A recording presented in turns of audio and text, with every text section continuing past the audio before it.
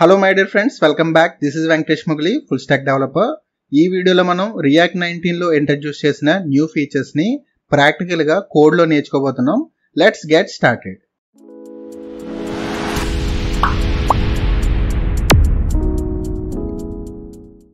So next feature వచ్చేసరికి use hook. So new hook ని introduce చేశారన్నాం కదా, అండ్ దీని వల్ల మనకి యూజ్ ఎఫెక్ట్, యూజ్ కాంటెక్స్ట్ రెండు కూడా మనకి రిమూవ్ అయిపోతాయి అండ్ ఏపీఐ కాల్స్ సింప్లిఫై అవుతాయి. సో ఒకసారి దీన్ని ఎలా యూజ్ చేయొచ్చు అనేది ప్రాక్టికల్ గా చూద్దాం. సో దీనికి ఫస్ట్ నేను 2 అనే ఫోల్డర్ క్రియేట్ చేశాను. ఈ ఫోల్డర్లో todos.jsx అని ఒక కాంపోనెంట్ క్రియేట్ చేశాను. సో ఇందులో ఉన్న కోడ్ ఆల్రెడీ మనకి ఎగ్జిస్టింగ్ ఐడియా ఉన్న కోడ్ అనమాట. సో ఒకసారి ఇది మీకు క్విక్గా ఎక్స్ప్లెయిన్ చేస్తాను. సో ఇందులో జస్ట్ సింపుల్గా టుడూస్ అనే కాంపోనెంట్ క్రియేట్ చేశాము. టుడూస్ సెట్ టుడూస్ అని చెప్పేసి ఒక స్టేట్ని మనం తీసుకున్నాం టుడూస్ని స్టోర్ చేసుకోవడానికి.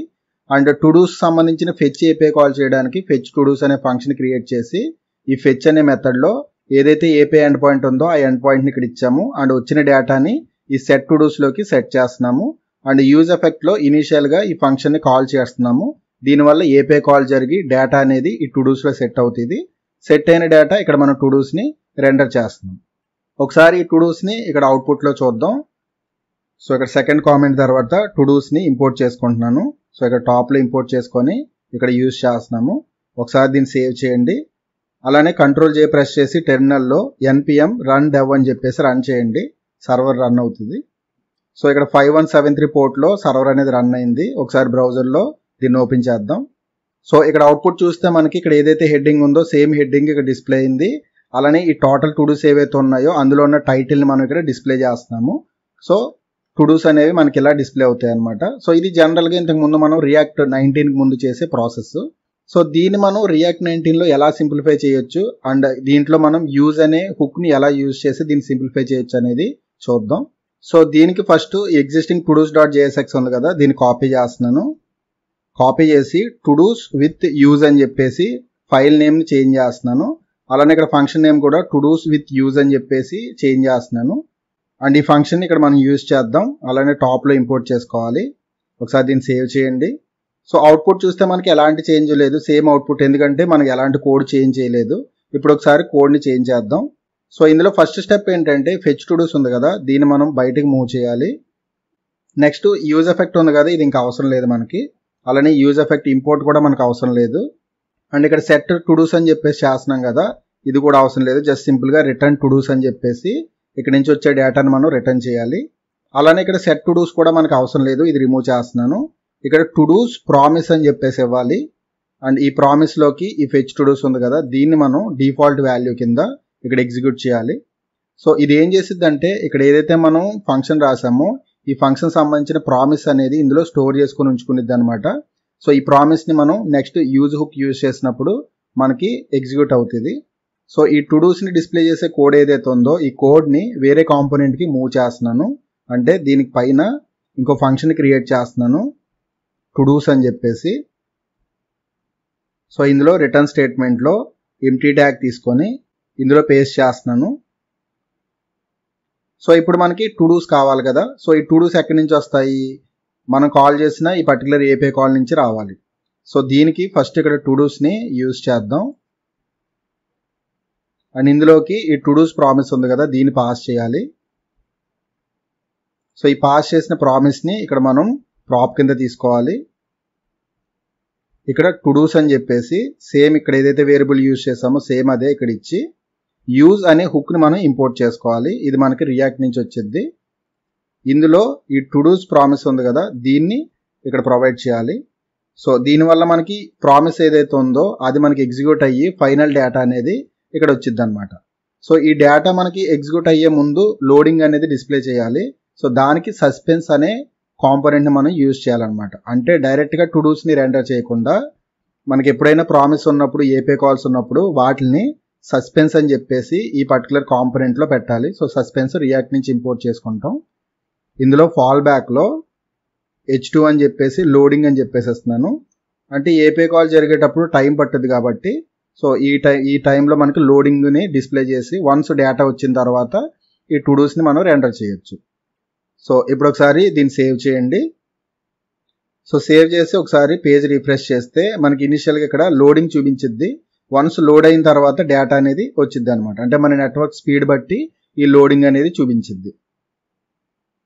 సపోజ్ ఇక్కడ మనం దీన్ని డిలే చేయాలనుకోండి, అంటే ఈ పర్టికులర్ డేటాని డిలే చేయాలనుకుంటే ఇక్కడ అవైట్ న్యూ ప్రామిస్ అని చెప్పేసి ఇక్కడ రిజాల్వ్ తీసుకుంటున్నాను. ఇక్కడ సెట్ టైమ్ అవుట్ తీసుకొని సెట్ టైమ్ అవుట్లో రిజాల్వ్ చేస్తున్నాను.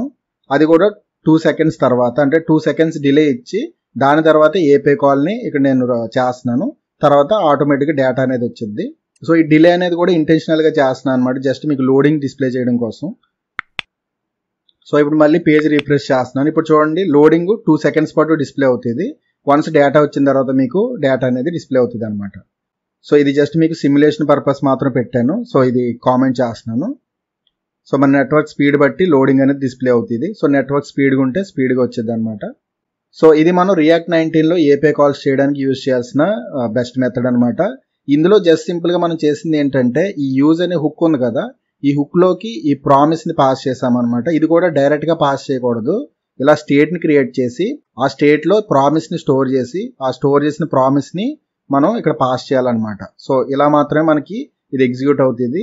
మేబీ ఫ్యూచర్లో యూజ్ హుక్ సంబంధించి ఇంకా ఆప్టిమైజేషన్ జరగవచ్చు. ప్రజెంట్ అయితే కొంచెం ప్రాసెస్ అనేది డిఫికల్ట్గా కనిపించవచ్చు, ఎందుకంటే ఒక స్టేట్ని క్రియేట్ చేసిన స్టేట్ సంబంధించిన ప్రామిస్ని మనం ప్రాప్ కింద పాస్ చేస్తున్నాము. పాస్ చేసింది డేటాని ఇక్కడ రెండర్ చేస్తున్నాము.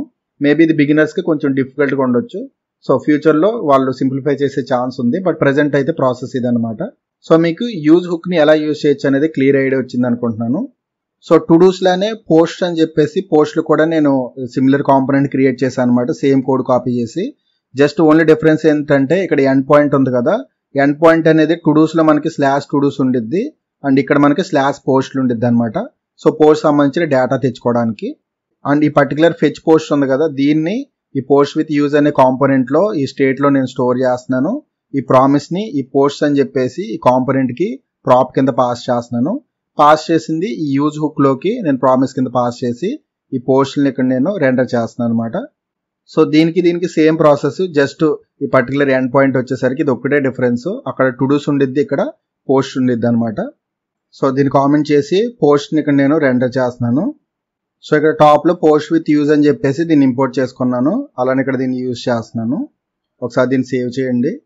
సో ఇక్కడ అవుట్పుట్ చూస్తే మనకి పోస్ట్ సంబంధించిన టైటిల్స్ అవన్నీ కూడా మనకి డిస్ప్లే అవుతాయి. సో ఇలా మనం యూజ్ హుక్ని యూజ్ చేయొచ్చు. సో మనం ఈ యూజ్ హుక్ని యూజ్ చేసిన తర్వాత యూజ్ ఎఫెక్ట్ అనేది మీకు ఎక్కడ కనిపించదు అనమాట, ఎందుకంటే ఈ యూజ్ అనే హుక్ యూజ్ చేస్తున్నప్పుడు మన ఆటోమేటిక్గా యూజ్ ఎఫెక్ట్ నీడ్ అనేది మనకు ఉండదు అనమాట. సేమ్ అలానే యూజ్ని మన యూజ్ కాంటెక్స్ట్ పర్పస్లో కూడా వాడతాము. సో అది మనం నెక్స్ట్ ఎగ్జాంపుల్లో చూస్తాము. అండ్ దీనివల్ల మన ఏపీఐ కాల్స్ అనేవి సింప్లిఫై అవుతాయి అనమాట. ఓకే, సో మీకు ఈ యూజ్ హుక్ని ఎలా యూజ్ చేయొచ్చు అనేది ప్రాక్టికల్గా క్లియర్ ఐడియా వచ్చింది అనుకుంటున్నాను. సో నెక్స్ట్ థర్డ్ ఫీచర్ వచ్చేసరికి యాక్షన్స్. సో ఇందులో మనకి 3 హుక్స్ని ఇంట్రడ్యూస్ చేశారని చెప్పుకున్నాం కదా, use action state, use form status, ఇంకా యూజ్ ఆప్టిమిస్టిక్. సో ఈ ఒక్కొక్క హుక్ గురించి మనం డీటెయిల్గా చూద్దాం. అలానే మీరు ఏ ఫుల్ కోర్స్ నేర్చుకుందాం అనుకున్నా VM ఆన్లైన్ ట్రైనింగ్ ప్లాట్ఫామ్లో అవైలబుల్ ఉన్నాయి. Like front end, back end, full stack, MERN stack. So ఇలా అన్ని రికార్డెడ్ కోర్సెస్ మీకు ఫుల్ కోర్సెస్ అవైలబుల్ ఉన్నాయి VM ఆన్లైన్ ట్రైనింగ్ ప్లాట్ఫామ్లో. సో ఇక్కడ ఇచ్చిన లింక్ని యాక్సెస్ చేసి పర్చేస్ చేసి నేర్చుకోవచ్చు. సో ఇది ఫ్రెండ్స్ ఈ వీడియోలో. మా వీడియో మీకు నచ్చినట్లయితే లైక్ చేయండి. మీ ఫ్రెండ్స్ అండ్ ఫ్యామిలీ మెంబర్స్కి ఎవరికి యూస్ఫుల్ అనుకున్నా ఖచ్చితంగా షేర్ చేయండి. డౌట్స్ ఉన్నా, సజెషన్స్ ఉన్నా కింద కామెంట్ సెక్షన్లో కామెంట్ చేయండి. సో మా ఛానల్ ఇంకా సబ్స్క్రైబ్ చేసుకోకపోతే ఇప్పుడే సబ్స్క్రైబ్ చేసుకొని పక్కనున్న బెల్ ఐకాన్ ప్రెస్ చేయండి. మేము పెట్టే లేటెస్ట్ వీడియోస్ అన్ని కూడా మీకు ముందుగా వస్తాయి. సో ఇది ఫ్రెండ్స్ ఈ వీడియోలో. మరో వీడియోతో మళ్ళీ కలుద్దాం. Thank you so much for watching friends. Have a great day. Signing off, Venkatesh Mugili.